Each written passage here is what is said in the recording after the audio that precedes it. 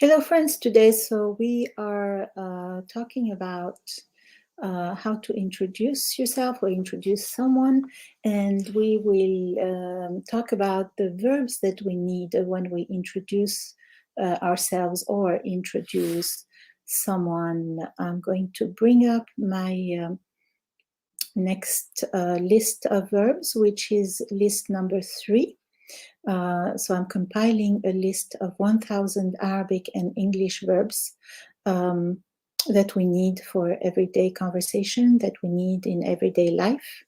I started with 2 lists having to do with our daily activities, talking about daily activities. And for each list, I include a story that puts these verbs in context. So we already have 2 stories, and this is going to be the 3rd list attached to a story. This live is every Tuesday and Thursday, unless I let you know that I cannot make it at 12 p.m. New York time. I'm here to answer your questions about any of my videos and also to practice speaking in Arabic, English, French, or Spanish. This channel is for people who are studying Arabic, who speak English. I have some materials for French speakers or English speakers, but basically for people who speak English who are learning Arabic. However, since I am a multilingual teacher and I teach Arabic, English, French, and Spanish, I'm happy to converse with you during this live in any of those languages. At the end of the live, I give you a Zoom link and we can meet on Zoom to continue the discussion and practice. So let me pull up my list of verbs, my new list of verbs. And we will go through them together. So the verbs are, first verb is when you first start introducing yourself, if you're talking about somebody, introducing them, you want to say something about them being born, when and where they were born. So the verb would be wulida, and it is in the passive, just like in English. Wulida, remember that changing the voweling will change the mood of the verb, so or the voice of the verb. So walada is to give birth, wulida is to be given birth to. So wulida, if we are studying verbs in Arabic, we always study them by memorizing the past tense with he, conjugated with he, 3rd person singular, past, huwa in Arabic, and then the present form with that same person, and then the noun form. So walada is to give birth in the past, walada. I said to give birth because walada is he gave birth, but also to give birth. That is the form we use to represent the verb. We don't have an infinitive in Arabic. So we say walada yalidu, and al-wilada is the noun. Okay, so if we're talking about a man, we say wulida. If we're talking about a woman, we'll say wulidat, right? And then the next verb is to be raised or to grow up, if you want, somewhere, right? And you say tara'ra'a, tara'ra'a, yatara'ra'u, at-tara'ra'. Tara'ra'a, yatara'ra'u, at-tara'ra'. And then we have to get educated or to be educated somewhere. Where did you get your education, right? The verb is ta'allama, yata'allamu, at-ta'allum. Let me know if you would like to come up to the live. You are welcome.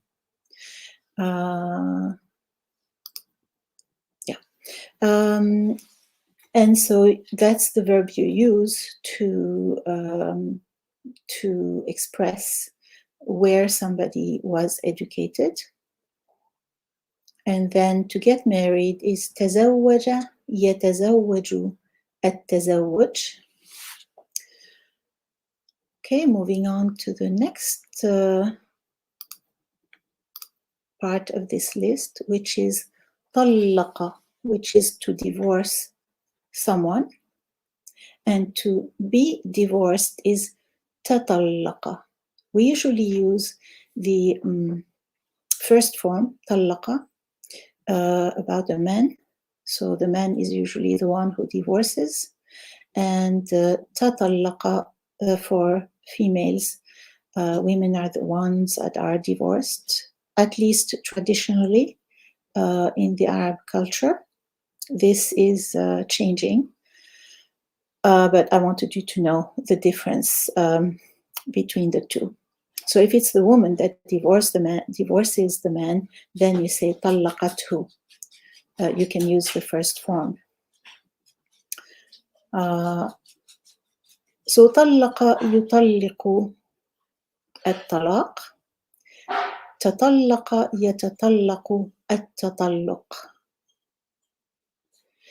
Then we have to get widowed. God forbid that happens. You need to know how to express this about someone or about yourself. God forbid. لا سمح الله. سمح is to allow. لا سمح meaning may God not allow that. The verb is ترمل يترمل الترمل. To have children is أنجب ينجب. الإنجاب is the noun form.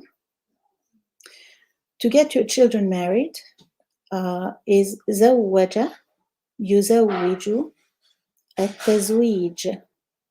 It's فعل يفعل التفعيل, like درس يدرس التدريس. Okay, and then next part of this list is ملك يملك, to own. الملك. ملك يملك الملك. And that's if you want to say that you own a house or you own a business, right? That's a useful word. By the way, I will be creating a video with these verbs where you can read them with me on this channel, and then a story that includes these verbs. So the next verb is to employ, which is وظف يوظف التوظيف. I'll actually type it as I speak to you, because I had started to make this list. So وظف وظ شدة وظف يوظف التوظيف. And then to do to travel is سافر يسافر السفر. سافر. Notice that with سافر, the prefix has a vowel U. So you say سافر and then يسافر. Let me know if you'd like to join the live. We can, or also if you have questions, you can post them in the chat. Actually, you can't join the live yet, but you can join me on Zoom at the end of this session. I'll be posting a Zoom link at the bottom here in the chat. So I just went over some verbs that we need when we are talking about someone, introducing them. And now I'm going to try to make a story out of these verbs. So I will say the first 4 verbs, then create a story around those or using those. The first 4 verbs are ولد, ترعرع, 2 eyes. with the ra in between. ترعرع. And then تعلم and تزوج. So if I'm talking about someone, I could say, let's say Khalid. Okay. ولد صديقي خالد في مدينة باريس في فرنسا وترعرع هناك, and he grew up there. تعلم في المدارس الفرنسية إلى المستوى الجامعي. So he got his education in French schools up to the university level. تزوج في سن 30. What do you think that means? تزوج في سن 30. Do you want to type in the chat what that means?